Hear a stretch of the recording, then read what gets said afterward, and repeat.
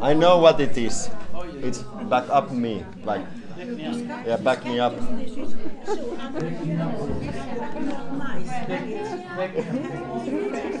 She likes sitting there. Why does she like sitting there? Because she just wants to be. She wants. She would imagine us all being sitting in a circle.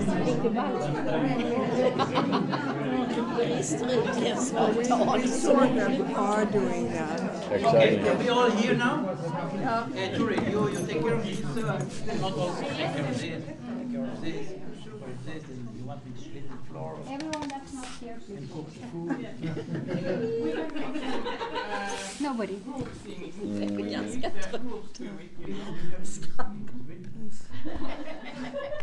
What did she say? Turi? Yes. Yes. I think everyone is here, but not everyone. There is It seems two like from the people. chair's position, it's not but there's all. two people that are not. Not all here. chairs are fulfilled. Yeah. The chairs still longing for the content. I can go one more round, but I think two Here people. is another chair. People are not coming. And Eva Melander probably is straight. Okay, it's late. Let's start. Let's start. It's getting late. Yeah.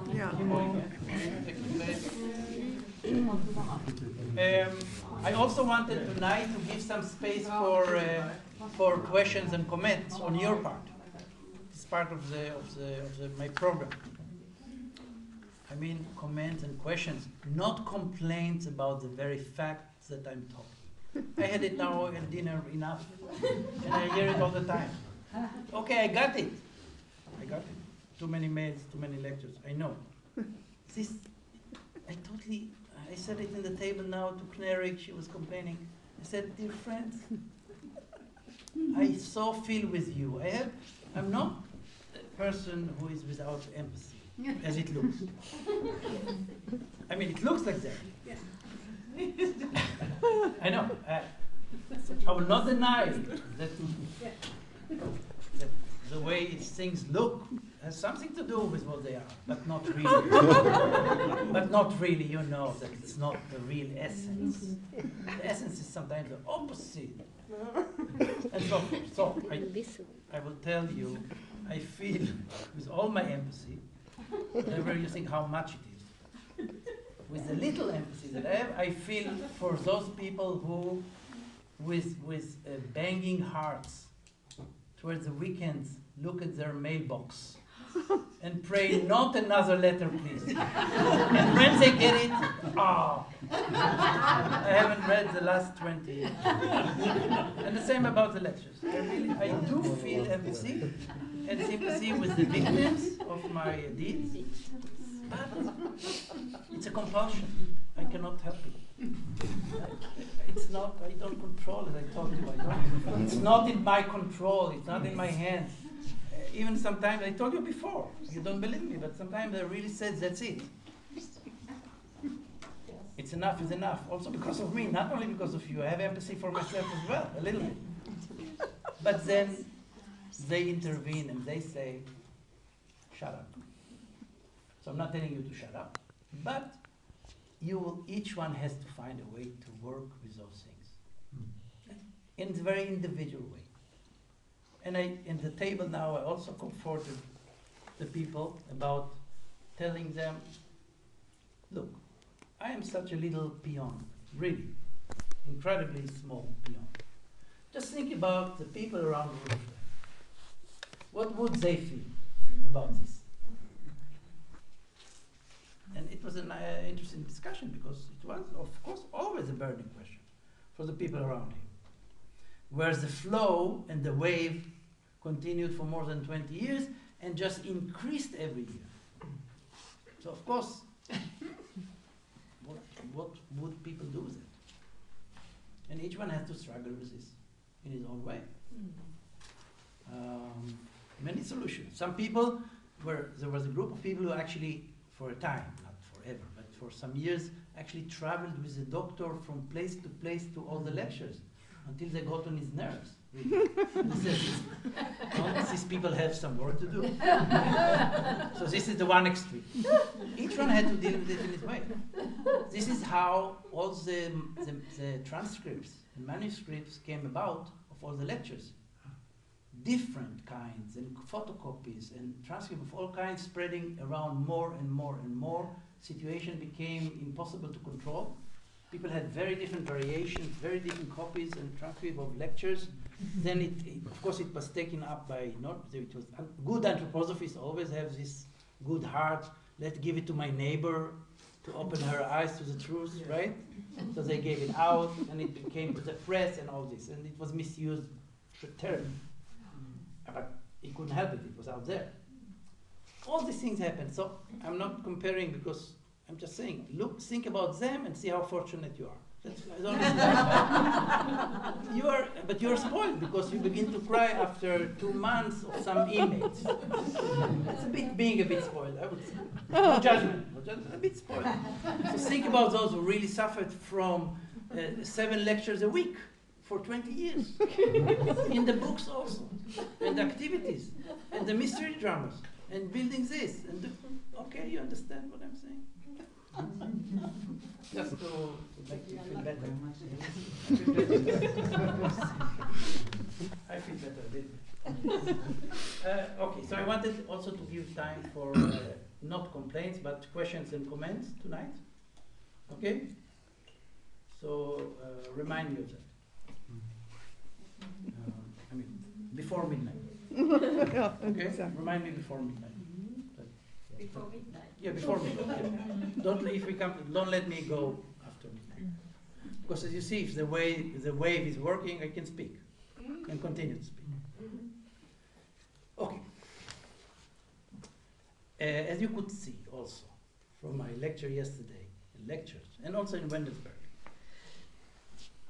it's not only that the first lecture was really biographical. The first lecture was biographical in a more, you can say also more personal sense. But the whole, all the lectures had a strongly biographical element in them. All the lectures, right? And also what I said here yesterday. And the reason must be understood. It's really not because I want to talk about myself now. But when you enter the wave of the karma lectures, and this is what we are doing, this is what we experience. It's the same wave, the Michaelic wave. Then actually you cannot separate.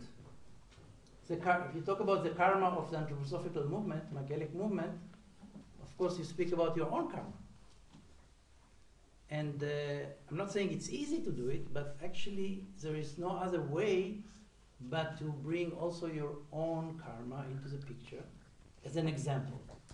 Not to single yourself out, on the contrary, by showing your, referring also to your karma. I'm not referring to my karma always in saying this is I, this is what I do. It's not, Steiner never spoke like that in the karma lecture. He never mentioned himself. But it was clear, very soon it was clear about whom he's speaking without saying it. And it was clear he wants people to know that. So what I'm saying is that it's not to put me in the center of anything. On the contrary, if I do it, it's because I feel really that we all of us share the same karma. And I give myself as an example to help all of us understand ourselves and our karma. So it's coming from this place. So this is why it's not possible to speak about these things, which is about our own lives, without referring to our own lives in this time, because this is what we are here to do. And if we speak about the school of Michael, the stream of Michael, the karma of the Michaelic movement, the karma of the souls that belong to it, we speak about ourselves, and all this includes me also, and all of us. So this must be understood, and then you can work with it with the stuff, and be more aware of how you place your questions, how you place your life and destiny and biographies into this picture, and look for your place look for your angle, look for your background and so on. Never, of course, take it because I say it. What I say is really from my experience. I never speak to you about theories of that. I always speak from my own experience. But for you as listeners, it can be only a suggestion, a working hypothesis, and you check it in your own life. As you check with all anthroposophical content. You read about the higher worlds, and you use your intelligence, your sound judgment, your healthy logic. You check it, and you think it, and then you try it in your life, and you get the experience of this is true, if it's true for you. You never say, Steiner said it, that this is why it's true. This you would reject very, very powerfully, you know. This opposed his being in a very serious way. Here he could become really critical if people did that. He said, the modern occultism is based on the sound intelligence, the self-judgment of the individual. And never should one take something because of the authority of another person. It must be checked. And when people said, I cannot check what happened in Old Saturn, nor can I check what the seraphim are saying to the cherubim. He said, nonsense, of course you can check it. Use your intelligence, use your sound thinking, use your discernment, think it through, see if it fits to your picture of the world as a whole. Check it in your own life, see if it fits, how it fits, and come to your own conclusion. But don't accept it because I said it. So, of course, when I speak, we all speak like that this is our principle, it must be remembered. No authority, no, he said, therefore it is true. He said, for me, I can feel the truth. This is not against feeling truth. Feeling of truth is if it's a given, it's a given. I can say I feel the truth, even if I don't understand it. That's okay. But not because the authority of someone. Because when I say I feel this is true, it's my own authority. I feel it is true. I don't say I feel it's true because you say it. This will be a hyperbolic thing, this a reversal. I feel it's true, it's my feeling that it's true. I know it's true. Okay, but I am responsible for this recognition. It's my statement. It's not because of you. So all these things we have to bear in mind all the time. And Steiner was really not in favor of blind believers, as you know. And he suffered terribly from, of course, followers who considered him authority and took it in dogmatic way. And he was fighting against it, a lost battle. But at least he tried. And we have to keep to this principle as much as we can. So this is also something important to take into consideration. And whenever I say something that you feel appealing or disappealing, sympathetic or antipathetic to your own feelings or judgments, just let it go or let it be, you know. Live with this. Sometimes you need to live with spiritual matters for a long time. You have to sleep on this. You have to read it again, you put it aside. You read it again and you will put it aside. It will remain a question. Sometimes you will have unanswered riddles and questions about many things for years. And someone said the bigger the question, the riddle, the longer you have to wait until it ripens. You also ripen. And the question ripened together. When Steiner says, for example, about the threefold picture of the human beings that he gave, beginning with 2017.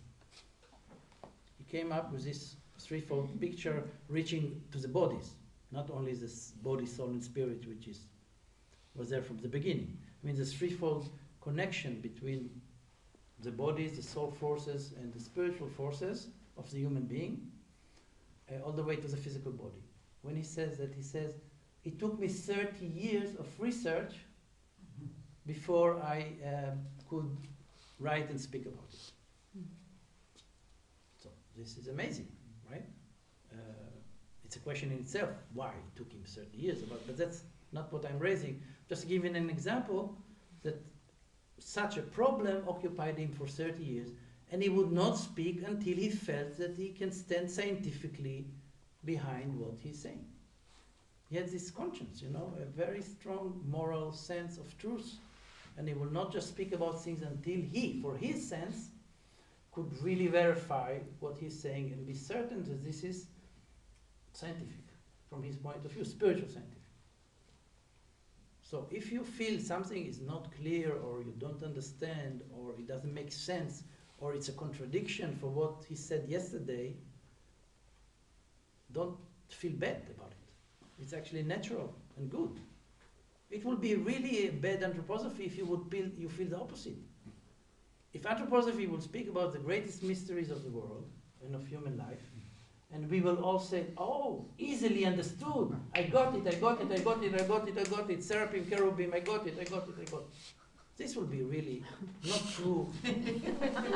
I mean, if you study biology, ecology, the things are complicated, infinitely complicated. And you will never say, when you study the one single cell, I got it, I got it, I got it. People study the cell all their life and they say, we know a little bit. Cell.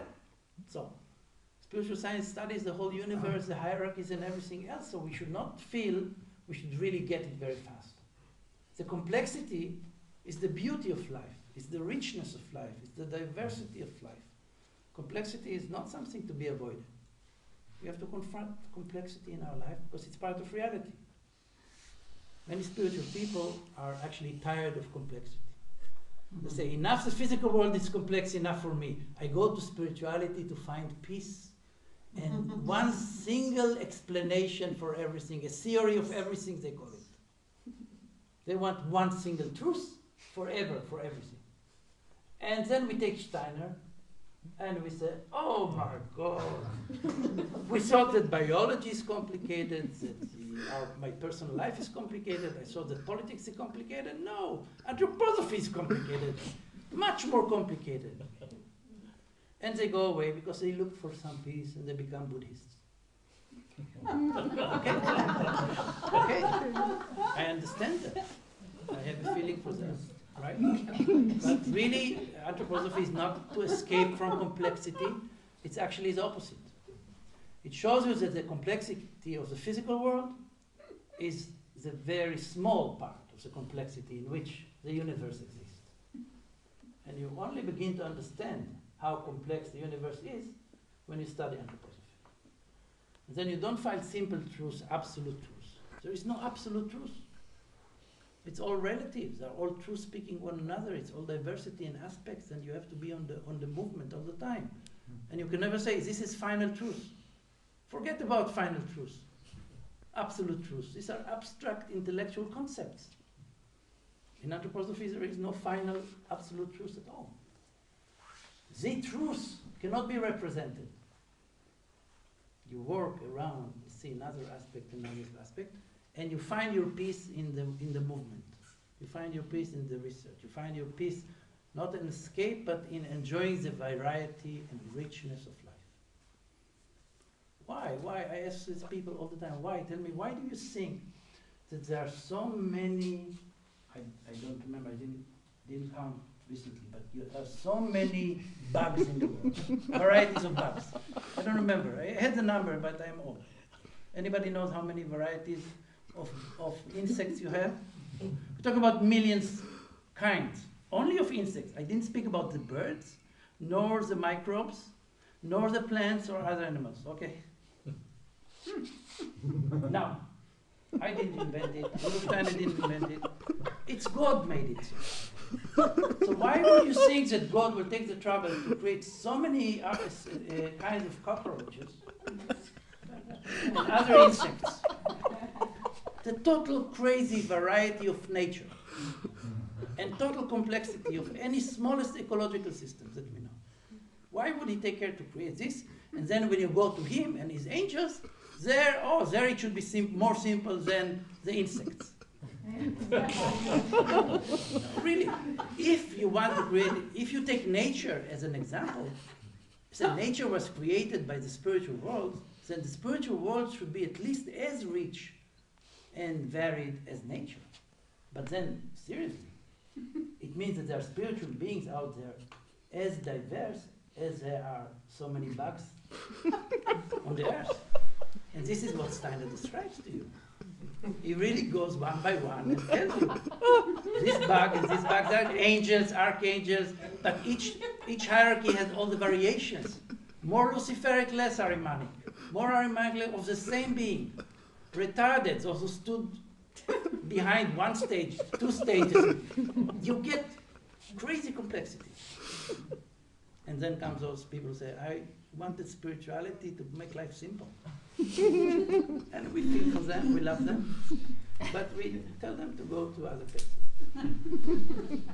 Empty your mind, go become a monk or something, and live with the last cows that are still there on the earth before they disappear, and chew your grass peacefully. That's not for you. Life is not for you. Life is not for you. We are sorry, it's not our blame. Nature and the universe are just made like that. And if you want to ask the why question, anthroposophy is not about why. It's about describing what is. And the why will come later. If you really accept what is and study and love what is, then you can ask the why. But to ask why so many bugs? So you have an answer. Even the Darwinistic explanations of adaptation don't really explain this why of so many varieties. Yeah, it could be much simpler also according to evolutionary theory in nature. So there is no explanation for variety, for this rich variety. So I'm saying, different, we have to understand. Reality is like that.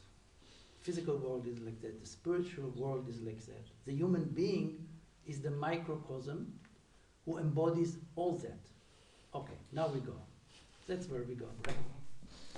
Because if we were complaining about bugs, first complaint, then complaining about spiritual beings that are more diverse than bugs, second complaint. So we have now terribly complex nature and terribly complex spiritual world. Two complaints.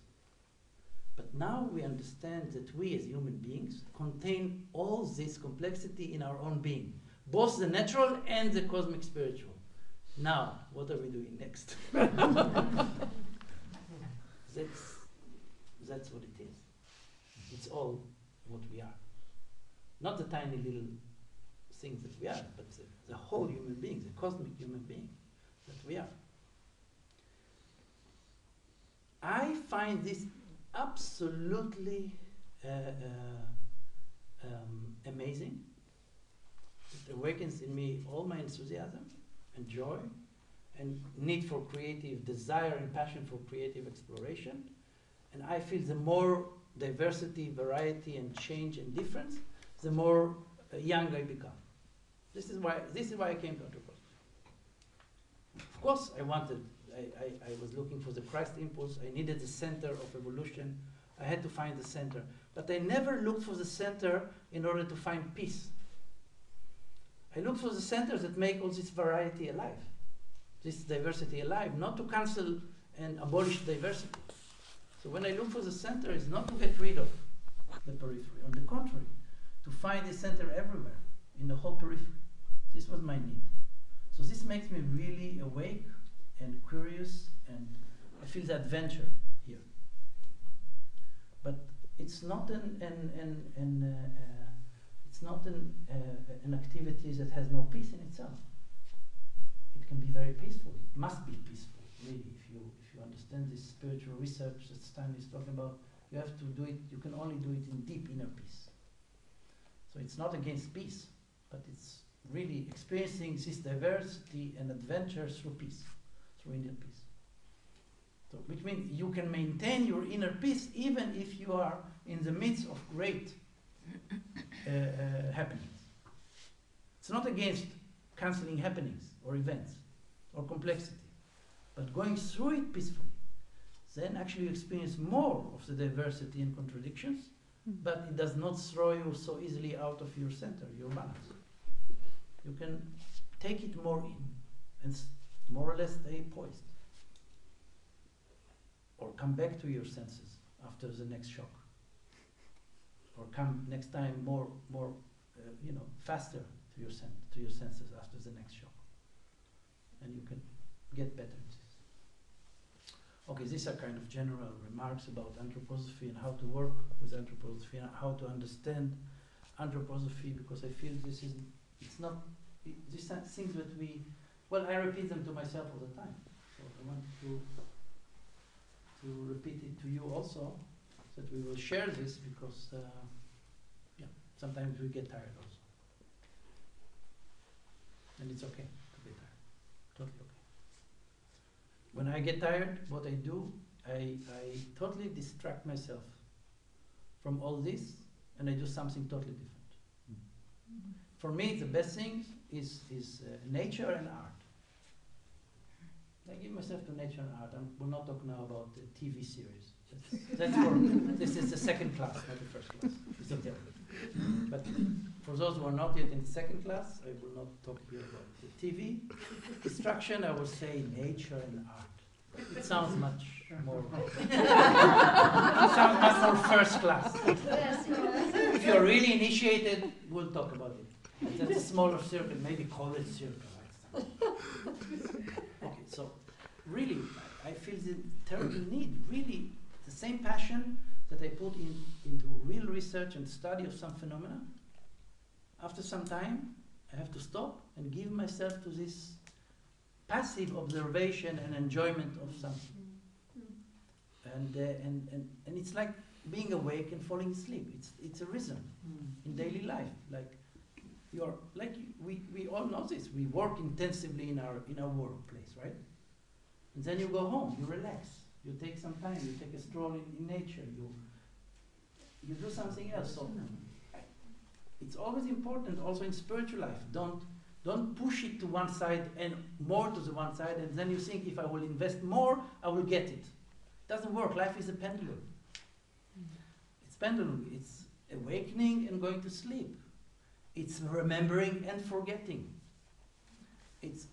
So study, use your head, think, research. But don't think that if I will think just more hard, I will solve the problem. No.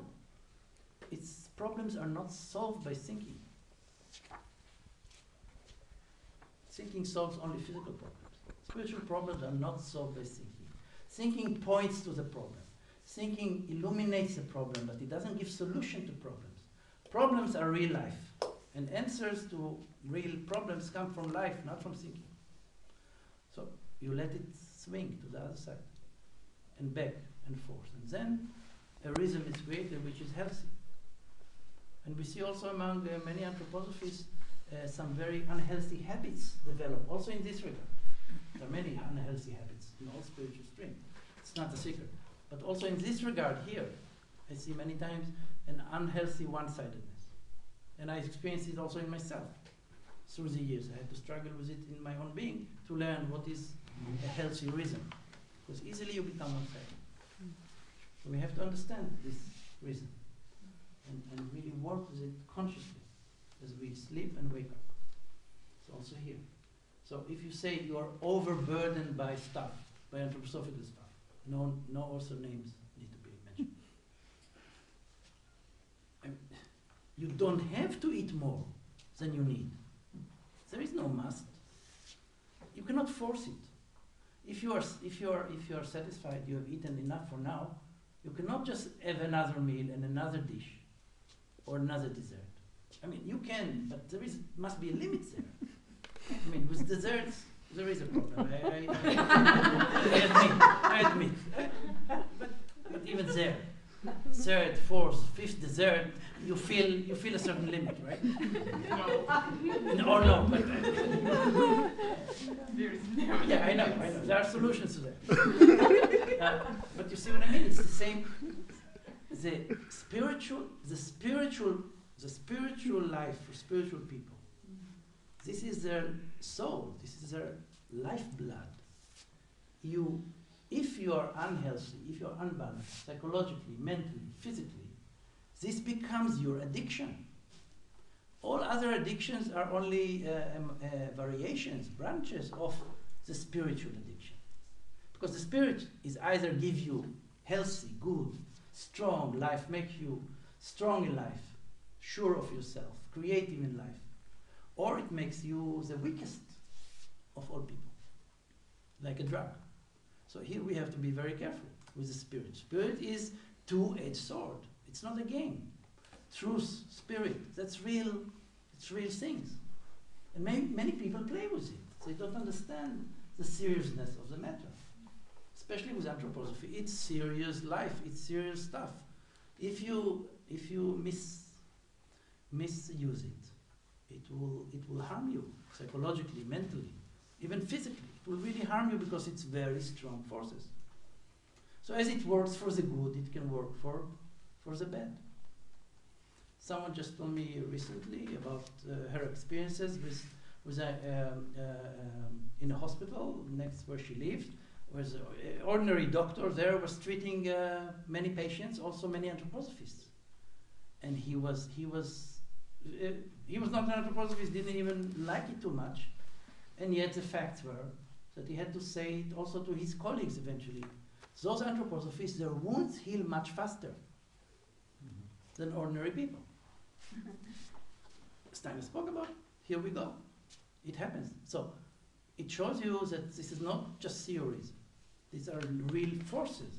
They work all the way to the physical body for good, healing better the wounds, the body becomes more young, more flexible, or not.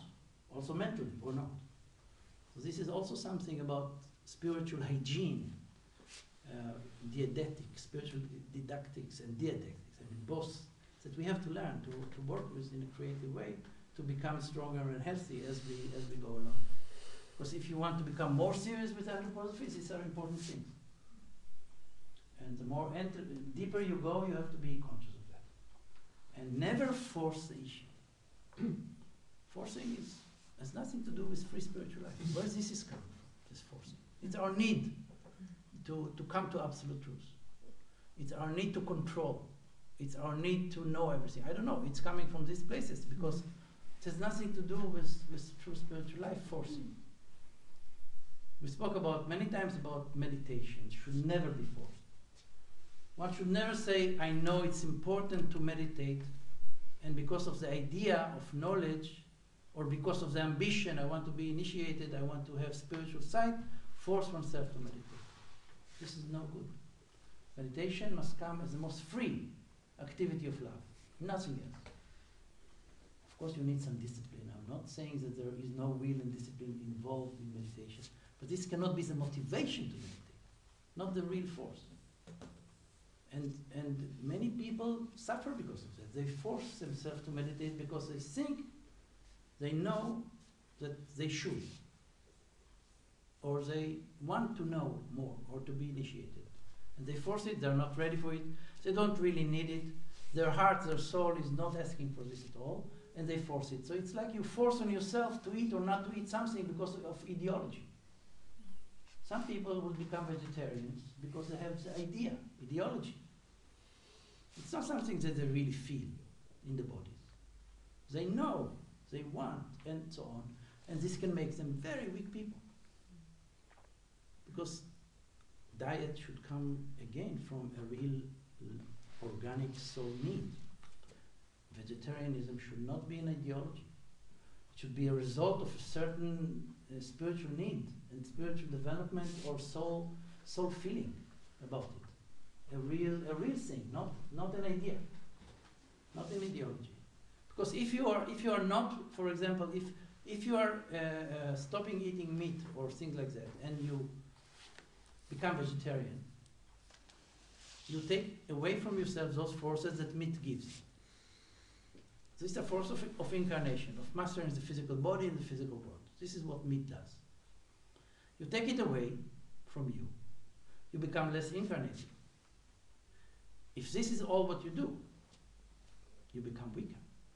So, but if you have real spiritual activity, creative activity, and you do, let's say, meditations that comes from real inner activity from the right causes, and then you feel, oh, maybe I don't need to eat meat anymore. I don't have the cravings, the desire, whatever. It stopped by itself. Then your spiritual activity will replace the forces that the meat would have given you. It will come from your spiritual activity. Then you will not lose your balance in the physical world, for example. You can remain strong and active and engaged person without meat. But if you stop eating meat and you don't develop spiritual activity, then you may become weaker. And in one place, Steiner even says that there are jobs in modern life in which you cannot, because of the job, become vegetarian.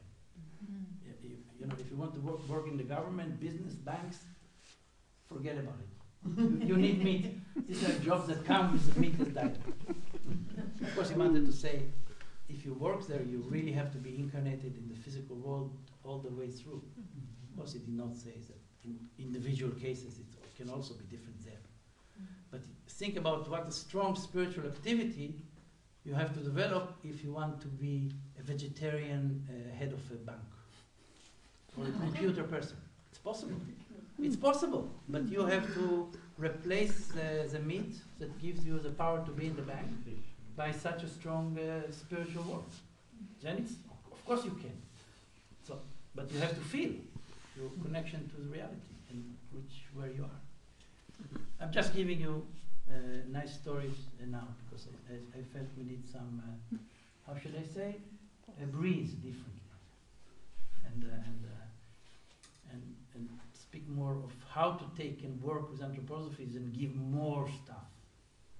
So I turned our attention a little bit to how to work with stuff and how to assimilate and digest stuff, then adding more substance, because I think we had quite a lot of substance recently. Someone said something about that. Think about it in this way. It's a totally new evolution, we know that. The Michael age just started end of 19th century. The new age of light, end of 19th century. The Christ started its appearance 30s, 40s of last century, and this start was covered by all this darkness.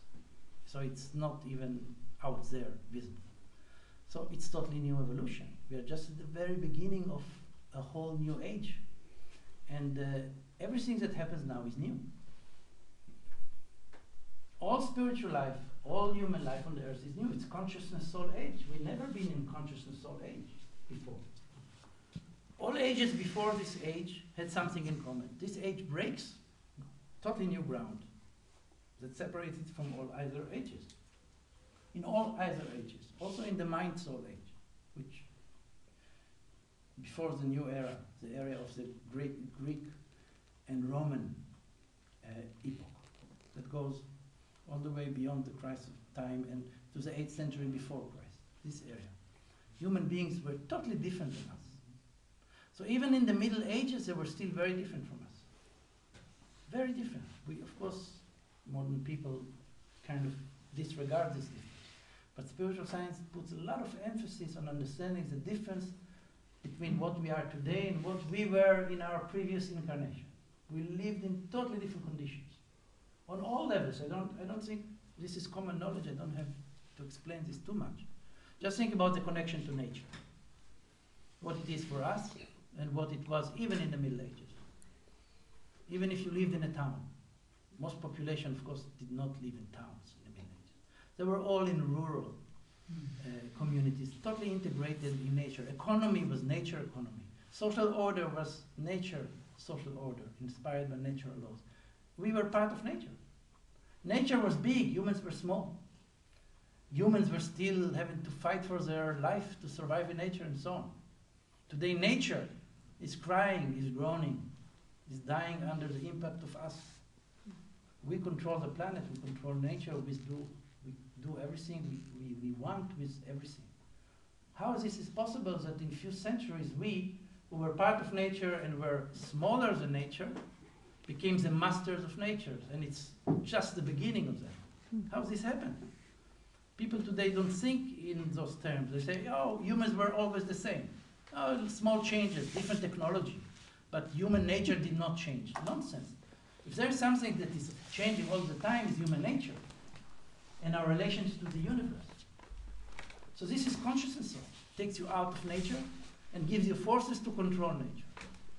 It's necessary. We have to develop balance. It's totally new. We don't know what to do with this.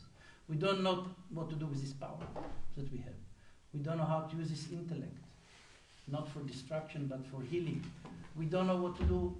We don't know nothing. Why? Because all those things were actually regulated by the instincts in the past. Not animal instincts, but humans.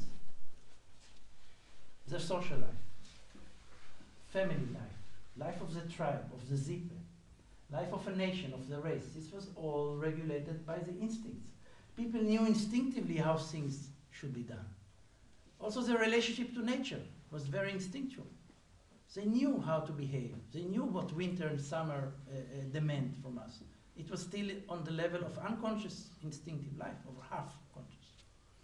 Now we lost the instincts in like 1, 2, 3, 4 centuries. The instincts are gone. And now we have to do everything from understanding. And we are not doing until now such a good job, aren't we? But we can understand. It cannot happen overnight. It's such a big change from instinct to reason to intellect. It's a huge change. It's a revolution that was never there before. All the revolutions before are nothing to compare to this revolution. And now we have to unite this intellect with the spiritual world again. But not through instinct, but through spiritual reason, through intuition. So from instinct, you go to intellect. The intellect separates, destroys, makes the ego strong in itself. If you leave it like that, you destroy the ego, you destroy the earth. So you have to take the intellect and transform it to intuition, to spiritual power. You have to transform the ego, through freedom, into force of love. All these things. And in how many centuries? 5, 6 centuries since the consciousness soul age began, 15th century. It's a very short time for all this. So we have to have a perspective in time also here. And before we give up and say humanity cannot do it, humanity finish, also remember, it's a very short time. And the revolution is huge. Everything is changing. In one moment, we were still in nature with instincts, connected to each other with instincts. That's so important. Our human relationship today with one another. What is it? I stand here as a separate ego. I look at you, you're a separate ego. We don't even know how to say hello to each other. We go to a school of manners to know how to say hello, to say what to say. A mother goes to school to study in a nursery how to breastfeed her child. We don't know. And she gets 5 different theories. Absolutely. And I'm not speaking about what scientific good diet is, which changes every second day. But all these things show you we lost the instinct. Nobody knows what's right and wrong. And everything is possible. It's a chaos. But the important thing is to understand why it happened. And that there are good reasons. It's not bad. So those people who want to go back to nature, many times they long to the old instincts. They want to connect to the old instincts and be connected to nature, to universe, to each other, based on blood relations. Go back to blood relations, the old family, race, nation, family, blood relations. Because in the past there were good instincts there working, regulating connections. Through families, through blood, through race. It was positive. Today, people want to go back there, and it creates terrible evil. But they go back because they lose their trust in freedom. Look at the situation. It's chaos. It's destructive chaos. We have to go back to the past, to the wisdom of our fathers and mothers, to the old race, to the old blood, to the old soil, to hold on to something, because this is chaos. We understand this need to, but this is a regression to the past and cannot create good. So we see in all our countries now, again, after a kind of a pause of half a century, again the longing for blood and soil and race, raising its head worldwide, everywhere. Not that it went away, of course. It was always there, but kind of, after the Second World War, the beast was a bit tired. It achieved its thing. But it was gathering forces underneath. And now it's coming up.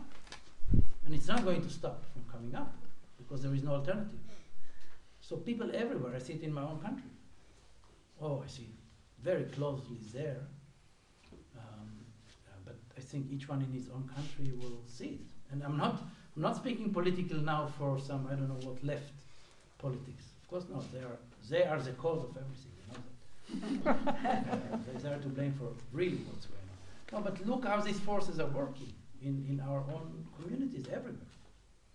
And then when you meet these people and you talk with them and you feel the forces of racism and blood and country and soil and tremendous hatred coming up. Tremendous hatred. And you want to understand where it's coming from. And you talk with them and they say to you, because of those left liberal intellectuals, we lost God. For them, God is soil, is blood.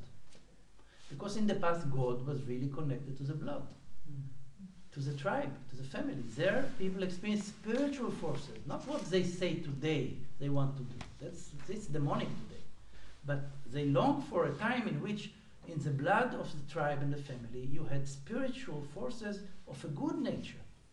And people long for those days in which you could just rely on the blood and the soil and the race, you know, and heredity, and you found God there. It was God for them. But it was not the new God, it was the old God. Then it was the okay God. But after Christ, especially from this time, this is an old God, it must go through the individuals through Christ. And they look at what's happening in the world. They say, this is not leading us to any new God. This left, liberal, democratic, intellectual thing. This blocks the way to God, which is, it does, of course. So by blocking the way to the new God, the intellectuals, the intellect, opens the way to the beast of racism and blood. This is how it works for 100 years. Study history, see what happens in Germany last century, and what happens now. It's only because the way to the new spirituality is blocked by the intellect, which is always on the left, liberal side. Because they hold education, universities, communications, this is what they do. They block the way to true anthroposophy. They open the gates of hell again and again. They work together. I block here, they come out of the abyss there. And it goes again, always, in cycles. After the great crash, the liberals will take over and promise love and peace forever in a materialistic way. This will work for a few decades, right? After all, people have to build the ruins. So everybody can be materialistic when your country is devastated. You have to work for food, really. So it's survival. So everybody is happy because it's materialism from all sides, from all parties. But after this is finished, what is remaining is pure materialism with intellectual, adornment and philosophy and so on, and scientific progress and technological progress. But this is not an answer to the human soul. It's an answer for few who believe in technological progress and scientific progress and abstract ideals. Yes? So they love Wilson. They love a new Wilson called Obama or so, or a Clinton. These are the good guys. You understand? Wilson, Clinton, and Obama are celebrated on this side as the good guys. These are the worst guys, not the Trumps. You understand what I mean? The Trumps are just the reaction for these good guys. The good guys close the door to spiritual science. They control, they have the keys. Again, we spoke about the same problem. They have the keys of intelligence, of science. They say no to spiritual science. Who says no to spiritual science? Oh, Trump first? Come on. Trump opens the gates of hell. But those who close the gates of heaven is not Trump. It's Obamas and the Clintons. And these people don't see. Even anthroposophists don't see it. See, anthroposophy taking political sides. The liberal anthroposophy parties, of course, the right. Anthroposophists have all the parties, all the reverse of the nature. But this is the truth, really. You have to see it. I saw it now in Israel day to day for 40 years as an adult person. I studied it in other places more from history. But I could now study it in my own country, in my own place, exactly from day to day, for decades. This you cannot tell me you learned from old history. I'm there. So if you don't believe me if I say it about Germany or America, here I tell you. I was there for the last 40 years as an adult person, and I saw it happening exactly like that. I was karmically involved with my family. I really was first-hand there. And I saw it's happening before my eyes. The left, liberal intellect, holds science and technology in its hand. No spiritual science is going to open the spiritual world. We close it down. But humans do not live by intellect and technology. Real human souls need meaning. They need God. They need spirituality. If you don't give them the good spirituality, they will get spirituality, not the machines, not the intellect. They will go back to the old blood-race spirituality because you didn't give them the new. And then, of course, the leftists feel so justified, so arrogantly, oh, look at those beasts.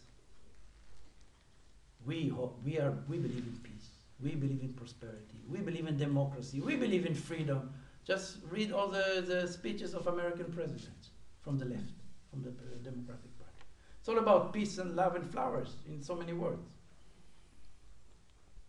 And look at those beasts. But why is Trump coming after Obama and Clinton? Exactly. Nobody answers this question. People are just so happy to complain about Trump because they feel then we are justified, we are the good. These are the evil, we are the good. But it's Lucifer Ahriman again. Everybody of them say, I'm the good, the other is the evil. And the real good is killed in the middle, has no chance. So the work that Rudolf Steiner tried to do in his time, all the way to politics, you know that, to find the middle path and create a middle path all the way to politics, to suggest a new ordering of society, big time, society itself. This path was of course not successful immediately. It lasted 2 years and it was over, but it should give us the direction of the spiritual impulse of our time, also for this century, because Michaelic impulse is never satisfied with abstract spirituality. It's always about concrete life. And as we sit here in this world of school, right? The Michaelic impulse cannot rest content and say, let's enjoy spirituality, but leave society, culture, and everything, and economy and politics to Ahriman. This will be a Luciferic spirituality. The Michaelic spirituality must feel. It must go all the way to the physical. You cannot just stand there and say, society will go to hell. No. You really want to change society. You want to create a new community, new human relationship, new education, new medicine, everything. You feel you need to do that. Because in our time, the spirituality must go all the down to matter. But we have to find a way to do it in our time, which is right for our time. Spoke about the new, you could say imaginable, hypothetically, reincarnated anthroposophy. If, let's say it's in the if, you don't have to accept my research about it. If people will come again and reincarnate and bring already a metamorphosis of good, really deeply accepted anthroposophy in one lifetime, though through a short life in between, short, but still through a strong metamorphosis, not the final one, but the first metamorphosis of knowledge into love. Because anthroposophy is there to transform knowledge into love. That's the meaning of our evolution. So they will begin with this. They have a lot of knowledge. They begin to transform it into love. They are not saints. You don't become a saint after 20, 30 years in the spiritual world and a new incarnation. We're not talking about saints, but still. We have to understand. They took in anthroposophy really seriously, into their hearts, not into the intellect only. They took it into heart. They took it into the will. They remained loyal to it in very difficult times, 30s, 40s of last century. They remained loyal. When many others could not remain loyal, they remained loyal. So they were honest anthroposophists, and they took it really, really seriously. You can see it on them. Then they die, and they plan to incarnate at the end of the century.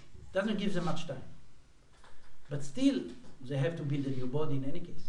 They are not born in the same bodies. New bodies there must be. But the etheric body that they bring with them is not the same etheric, it's not following the patterns of a normal life between death and rebirth. For this you need really centuries. Here something is really matured from the whole process of normal, what we know about the normal laws of reincarnation and life between death and rebirth, the average of which used to be, still is for most people, 1,000 years, give and take.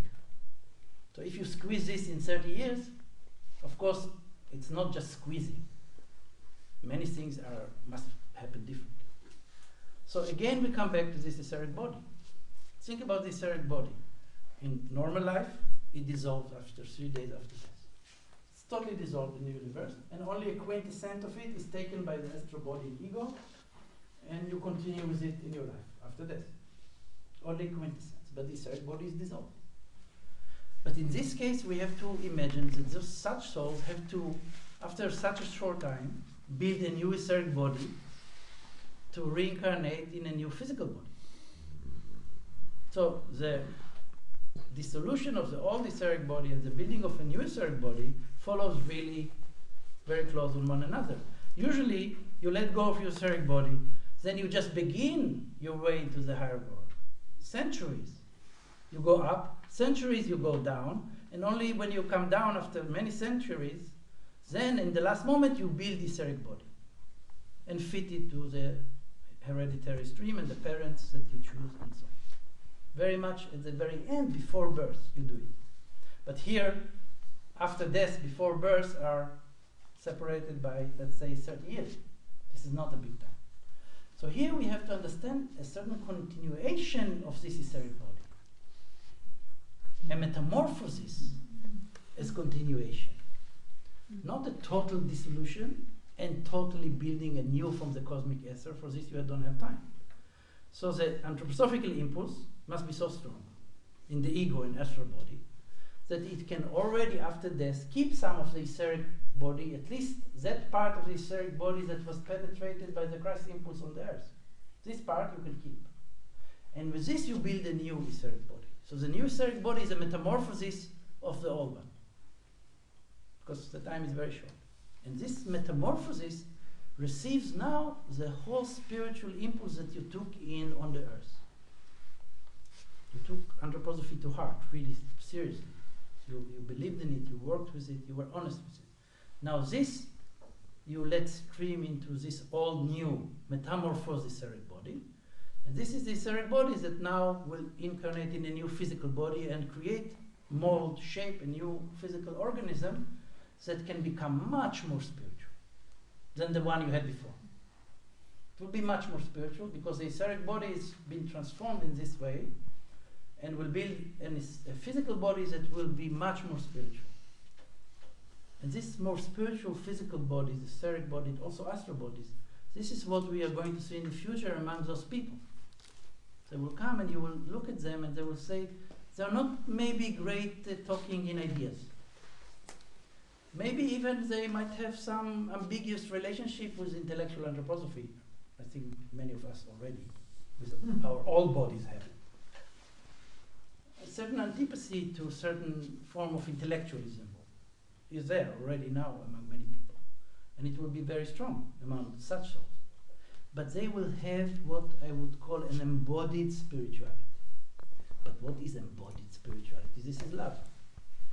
Moral. It's love, it's the moral force. If the whole meaning of the future is to transform knowledge into love, because the earth is the planet of love, it will become one day through us, then in little things we have to see it already by those souls who took in anthroposophical knowledge, which is spiritual knowledge. And the first seed of this transformation of knowledge, spiritual knowledge into love, should be embodied.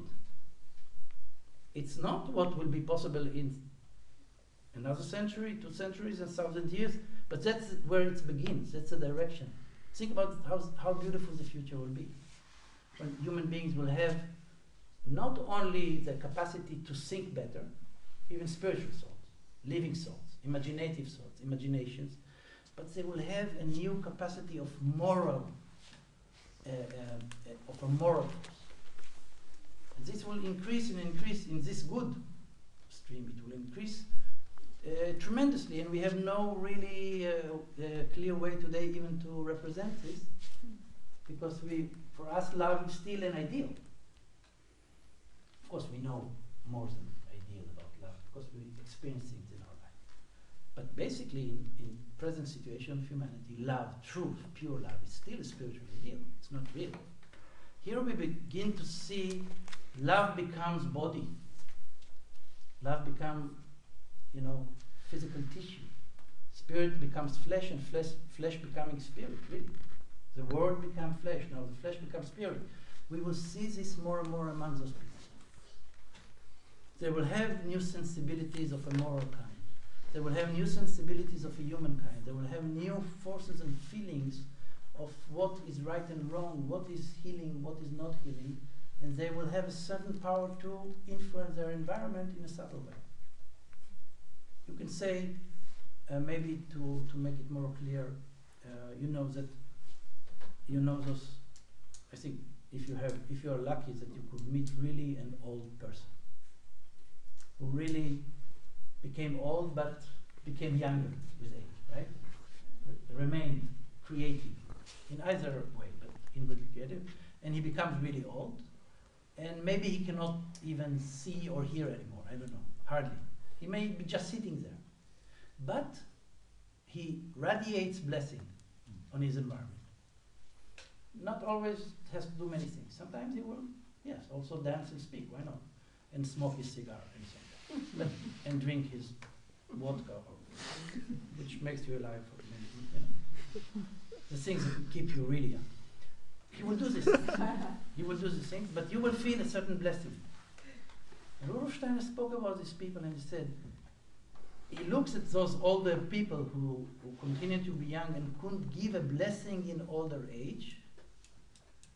They were, as children, they learned to pray. They grew in religious environment. Because what you take in the first years of life is religious, not church, see, true religious life. And you learn to pray not by external means, but inwardly. This become often those old people that at the end of their life, the power of prayer that they had, they can put the hands and heal. They can give a blessing by their hands. So what is possible in one life, if karma is helpful in this regard, this metamorphosis will be more apparent in the future by people who reincarnate again and bring spirituality from one life to the next, because it will become more and more this power of healing and blessings through the body. The body will become more spiritual. And then the distinction between nature and spirit will not be a polarity, because the bodies will become more spiritual. So these people will be also bodily more connected to nature than we are. Because for us, things are still, there is distinction between spirit, body, matter, and spirit, ideal and reality. For us, this do not come together. I don't say that these people tomorrow will bring it together all the way. But we can see a trend beginning. And when we see this, we are filled with hope. Because this is our hope, right? For ourselves. But again, we know that also now we can do so much. With accepting spiritual knowledge, with digesting spiritual knowledge, I can do so much. But my body is resisting. This body cannot be transformed overnight in this life. The body is still resisting. It's part of my karma to be born into a body that is still what it is. I can only bring of my spirituality to the body only so much. I will have to die with much of it not embodied. But what I have assimilated really in the soul will become the body of next life. Then it will be embodied. And many of the things that I know now and feel, not only know abstractly, but really took in, but cannot become body now, because the body is from the past, will become my next body. Soft, spiritual, permeable for the spirit. as we see still with children, but we will see older people having those bodies and more. So I wanted to point out to this because this is our ideal as individuals, whatever age we are. For today, we want to become like that more and more younger, right? And for the next incarnation, that's what we will become. But also to see the young generation of those, very few to begin with. To begin with, later there will be more. To begin with, we are talking not about many thousands of people. But the qualities of this that I now characterize, we see among many young people today. So, of course, many young people are born with it. We spoke about children coming to the world today. You see not one or two. So many bring those forces as children. Many keeps them all the way to adolescence and puberty. But of course, many forget them and it's getting lost on the way for many. But some will be able to carry it through puberty to their adult life without losing it entirely. And we have to look at those young people and see what language they speak, what sensibilities, not to imitate them, not to learn from them. They look at us to learn from us, and rightly so. But we should be able to give them something out of our own becoming younger, and more spiritual. And we must embody this. We have to learn to speak a new language, to walk differently, to do things differently, that the spirit will become in us embodied. So when we were I'll give you an example. In one of our meetings, we were talking, and I think it was in the college, and we were talking about, I don't remember exactly the context, Jeremy, you maybe you remember, in which it was, I think we talked about the work of Jeremy. This was our subject matter. And someone said, whatever about my books, The New Experience of the Supersensible, maybe that you should read also this. It was one of your tasks. In connection with this, I think, doesn't matter. And I said, no, dear friends, Jeremy's task is not to write another version or similar to The New Experience of the Supersensible. His book will be called The New Experience of the Sensible. Right? The new experience, of course, the new spiritual experience of the sensible. Not the new experience of the supersensible, but the new spiritual experience of the sensible. This is the future of this dream. Because that's everything that has to do with the senses, with the body will become spiritual. This is not against high spiritual knowledge. No, of course not. It's not instead of, we're not giving up the higher aspect of anthroposophy. But we bring them down to matter, to the body, to the sensibilities of the body. This is important. So when we speak about reverse cultus, spiritualization, we have always to remember that this is only one stream that we describe. But this is not so in reality. In reality, any step that you take upward, you also take one step downward. Otherwise, it's Luciferic. What we spoke before, If you only say, I only go upward from the bodies, this is Luciferic. In true anthroposophical development, if you take a step, one small step higher, it's the same step as going down to the bodies. What are the higher spiritual members according to spiritual science? What is spirit self? Transformed astral body. What is life spirit? Transformed etheric body. You go lower. And what is the highest spirit man? Transformed physical body. This is what we're talking about. So anthroposophy is always about spiritualizing the bodies, creating a spiritual body by creating a spiritualized physical, etheric, astral bodies. The whole human being is spiritualized, down to the last atom and cell of the physical body. This is the true. We don't see it yet as such, but this is the goal. It takes time.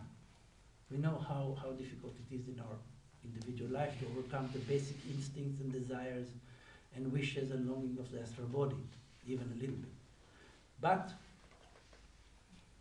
we have also to see the next step, and to have faith and trust and confidence in the future, and to see the positive in us and what is coming. So when Jeremy will write the new spiritual experience of the sensible, of course, he will sell thousands of copies, not like me. My books, I call them bestsellers in the opposite sense. You print one edition and it's best-selling all the time because it never finishes. So it's a new version of best-selling. It's always selling, but only one edition. Now, he will sell, he will sell really thousands of copies. But hopefully for people who really can now begin to feel the spirit also in its embodied way, in the bodies, in the astral, etheric, and physical bodies. And I have begun to do this in cognitive yoga. This is why I took cognitive yoga to focus on the spiritualization of the etheric body. This was the whole point of this book, to point to the spiritualization of the etheric body, which is our work in this century already. Head, heart, and later also the limbs, the whole etheric bodies, that's our work. That's not far, far in the future, it's happening in this age. So I wanted to show this from the cognitive side, how this can be done. But then we have also to see the other side of this, not the cognitive, but how this must work in life itself, in physical life itself. And this is still must be done in the future. So this is why also among us, thanks God, we are not all incarnated one and the same day or year. For example, there are here some people who are older than me. They came to the earth before me. I came in 55, right? There are people who went down to the earth before. But there are people who came later. You actually see a nice distribution of ages, right? Jeremy, for example. We said we take personal examples here, right? Since, okay, we are objective, right? We are objective. We can use each other as specimens, as you use specimens in a laboratory. When you study a frog or a rat, just for analysis. So it's okay. Everybody agrees. So look at Jeremy, for example. I was born in 55. Jeremy was born when? 88. 88, like my son. Actually, same year, 4 days after my son. Which was, what's the difference between 55 and 88, you said? How many years? What? Oh, right, this number again. 33. 33 years later. Now, you can say, okay, what can be the reason to stay in the spiritual world throughout the 50s, 60s, 70s, and come, in this case, at the end of the 80s? I told you about the other stream. So from the other stream, who even incarnated in the 90s. But let's stay here with us. What is the difference between coming down to the 50s, or 60s, or 70s, or 80s, or whatever? It means that you stayed longer in the spiritual world. I mean, obviously. But what does it mean? In this case, maybe just to play around with the gods and eat and drink. But I'm talking about, I'm not talking about Jeremy now per persona. I'm talking about an archetype, okay? It's not what he did, we know. Nevertheless. But someone else would have used this time, not only to play with the gods. We're talking among friends, right? Okay. What happens in the spiritual world in those years? It's very significant. Because in those very years, from the 70s, 80s, and 90s, I was working for the first time on the earth to build this anthroposophical community. Anthroposophical community started exactly in 1980. After some couple of years of preparations, in the 78, 79, 80 we started, then we moved to Harduf, where it is located now and where it developed and became this big thing. That's where I started the work on the earth, building this community, while Jeremy, his generation, were still dancing up there. We were already trying to work on the hard earth here. I was already, how old was I when you were born? How old was I when he was born? 33. Again? Yeah. Second time we're trying to say. He was born 33. I was 33 at this time. Already strongly involved in building this community. Already 6-7 years doing this. And Jeremy and people in this age came down only then to the earth and reincarnated. These are very different pictures, biographical, spiritual aspects that we should understand them not only in an abstract way, right, but also in a personal way. But also to understand each other better. Because we spoke about it, you want to take each person into your heart. And we said, yes, you have to know him, his biography. Real physical biography, but it's also interesting, and also actually in the future will be necessary to study also the supersensible biography of each other. Perhaps we will not be able to do it in concrete details now. But as anything else, if you study something, you take it to heart, you go to sleep with it. The year in which someone was born is now for us what? When were you born? Yes, I was born in 45. Okay, tell me what happened later. For us, it's not yet, the year of birth is not yet a biographical really significant moment. It's actually the beginning of what is important. But it's also the moment that the life before birth ended. So if you take the biography as a whole, the day of birth is not only the beginning of physical life, it's also the end of the time between the last death and this birth, which can be centuries or shorter or bigger, and this part of the biography we want to add to the biography. We want to connect the two biographies. Because this is what the child that is born to us today, he brings with him, with her. He's born now, but he's now born from the spiritual world. He can bring you the latest news. You're here on the earth, another decade and another decade, and you read the same old books. Okay. He comes now fresh from the spiritual world. So he does not speak in the language of adults.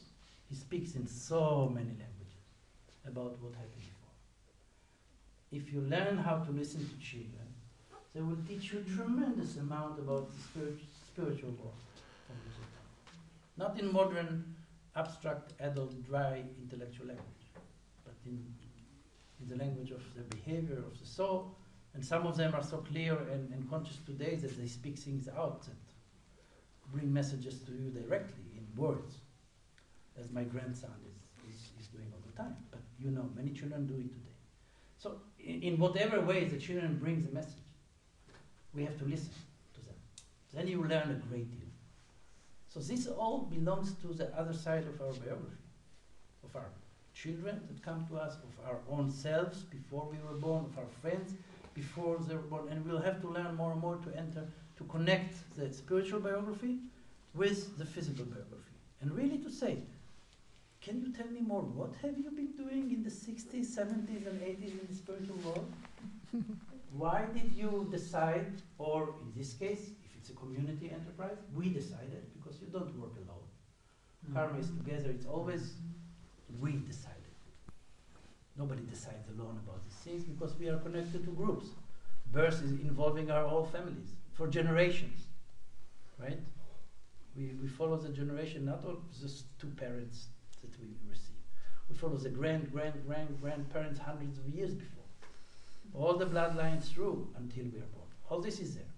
So if it's true for physical incarnation, it's even more significant for the spiritual connections of in the Michaelic school. There, you don't only decide the bloodline into which you will be born and you will work it out with all your grandparents in the spiritual world, and each one comes down. It's complex. We said this life is complex.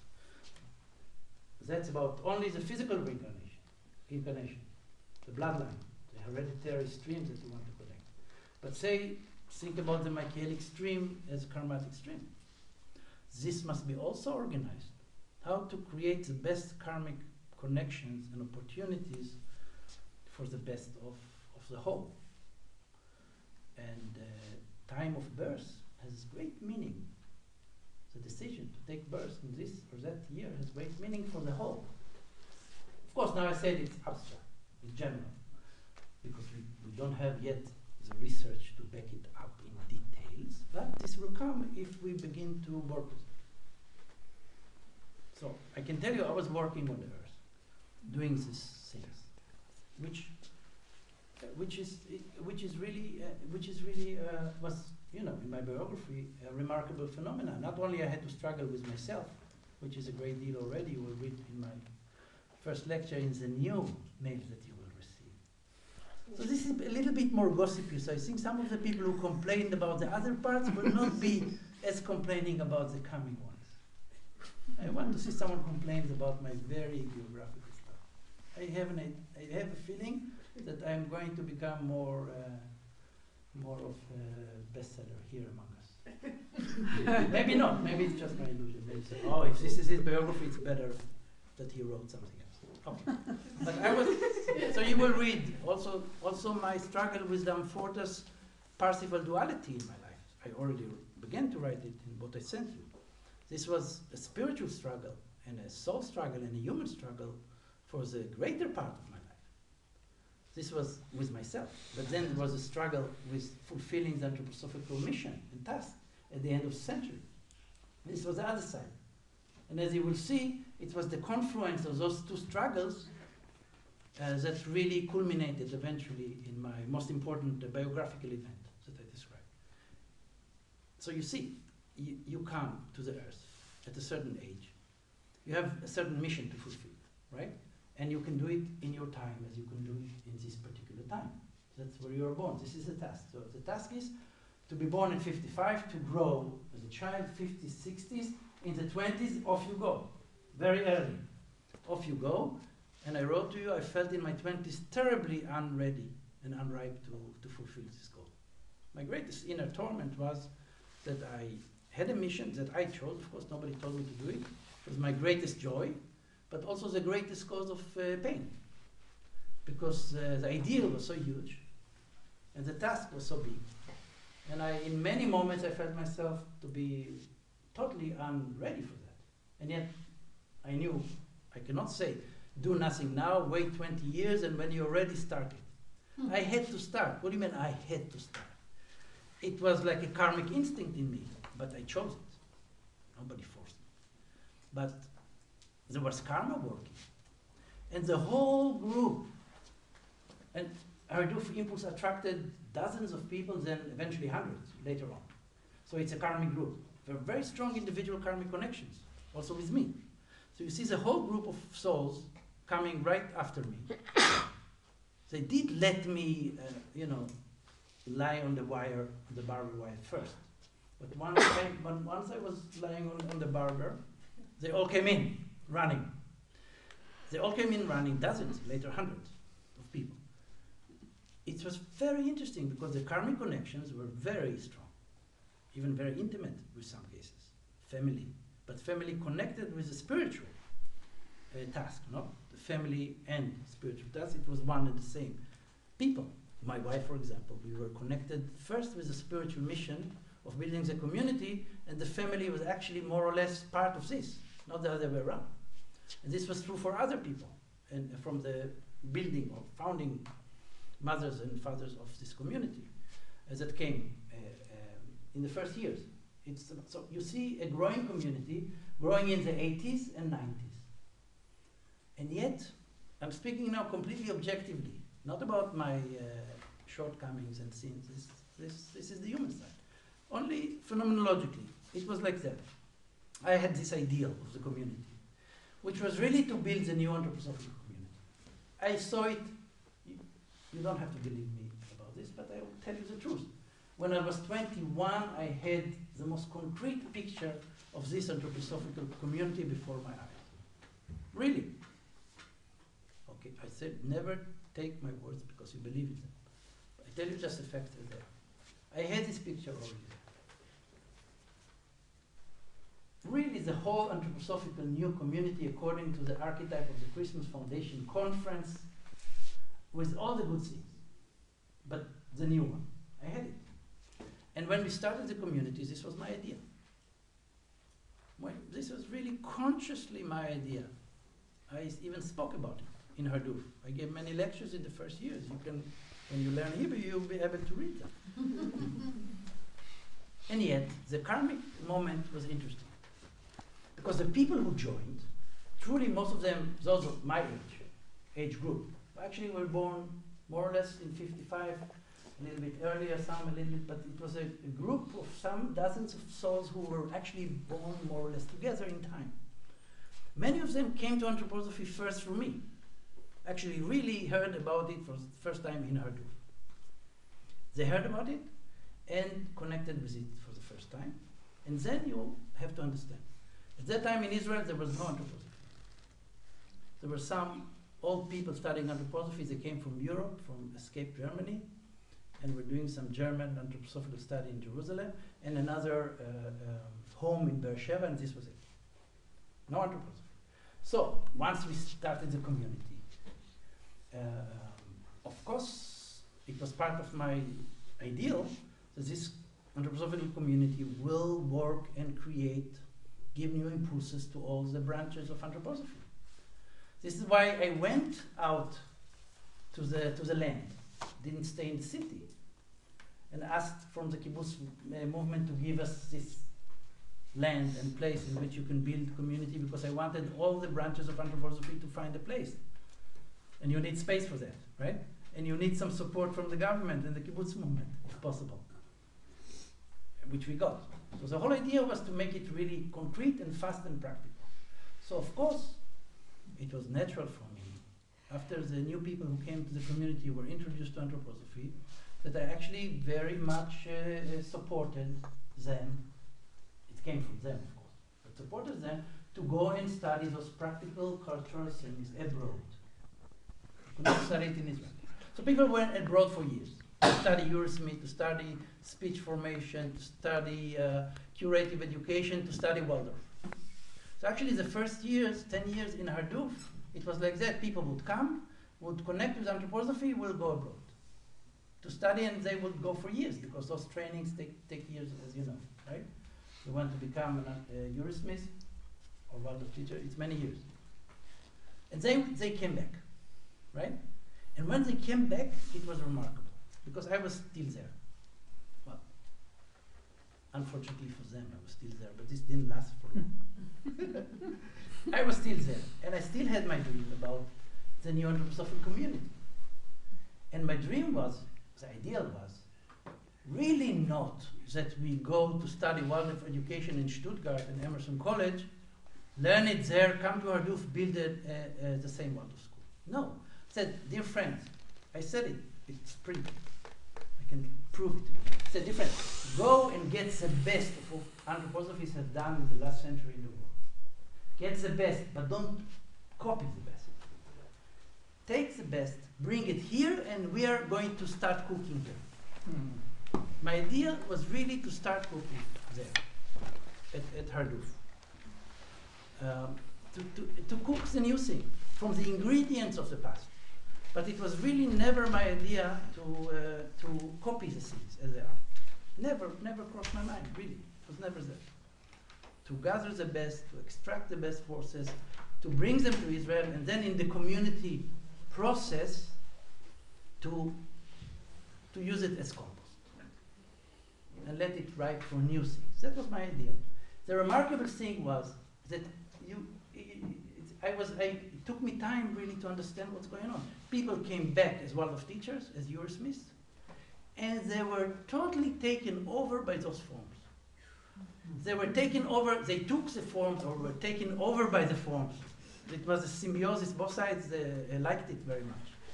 But you could see, they came possessed with the idea, the founder of the Waldorf school. He came to Harduf through me and to anthroposophy with me. The founder came back after we studied in Stuttgart. He knew exactly what he is up to do, to build a Waldorf school as you learned in Stuttgart.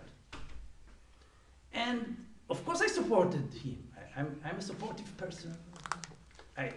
Of course I didn't have any other choice but to support, especially in the sense that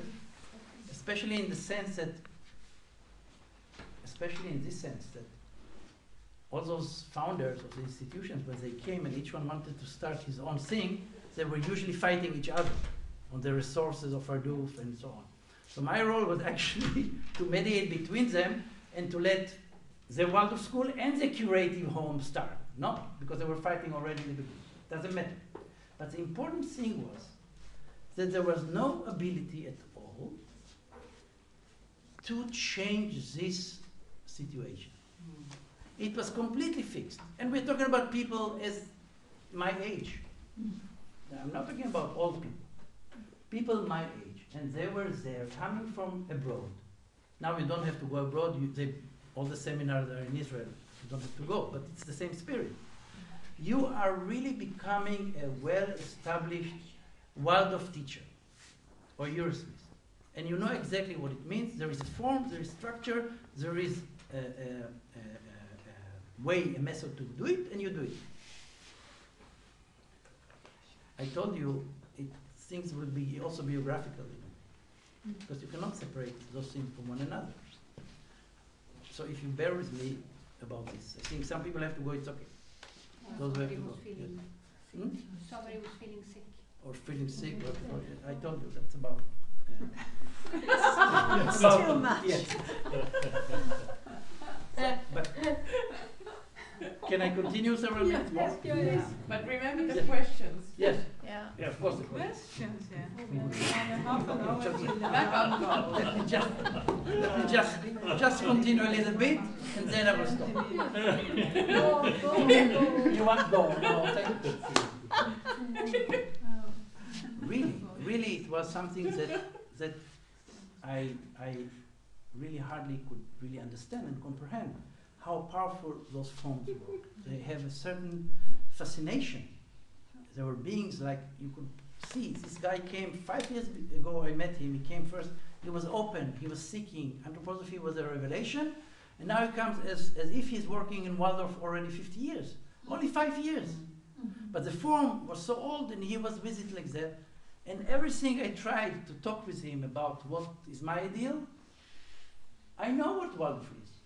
And then I will tell you also what anthroposophy is. Because they told me not only what is Waldorf, they told me also what is true anthroposophy, and eventually they all, I remember the meetings, they all sat around me. And basically they told me in so many words, actually the way you speak about anthroposophy is only you who speak like that.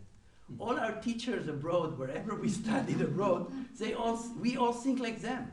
You're the minority here as founder, and I was out in 10 years. I tried, there were 2 comeback stories later on, including the school, but I was out, it was clear.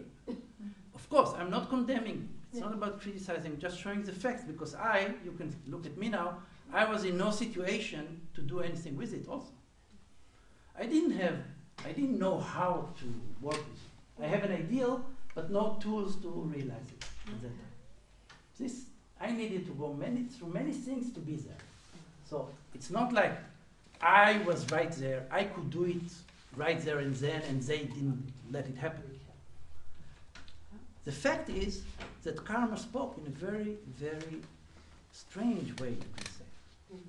That this was really impossible to do, and I had the ideal, I knew what is not to be done, but I couldn't help it to really come true. And nobody in any case wanted this when I tried. So it didn't work. I wanted just to show you this picture of the end of the century in order to point out to, on the one hand, the hard work of the earth, preparation, meeting hard ground, trying to break hard ground inside your own heart, which is becoming hard, inside the heart of your co-workers, and how it fails for a long time. It doesn't work. And also how people that stay in the spiritual world, at this time playing there, as we said, right? They come later on, right? They grow in a very different condition and join our work when? That's the other side that you have to see. They join our work when the ground has been really made, porous. When the ground is of the heart. Again, inside and also outside, both. Became porous, became more alive, and now those souls that remained above can connect with this in a couple of years and immediately start to work with this. So their path, you can say, is shortened in this regard. They let the old guys work hard, they played them. They said, oh, the hard work, let them suffer. We play with angels.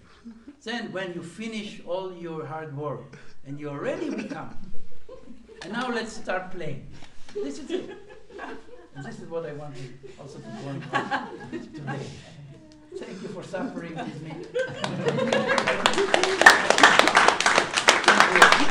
If you have any questions, Now it's the time for questions. We have a lot of time to. Right? How many? For Alan? Well, everyone needs to be out of this building In 20 minutes. 20 minutes. No, yeah, 15 a minutes. little bit less. Yeah, okay. In Not much time. We have 15 minutes. Is there? We don't have to have questions. We can Bring our questions tomorrow. we can bring question for tomorrow or for after tomorrow, especially after tomorrow. Very good time. I love the discussions on Monday. Best discussions are happening in the night between Sunday and Monday. Thank you. Thank you. you want to drink, who doesn't smoke?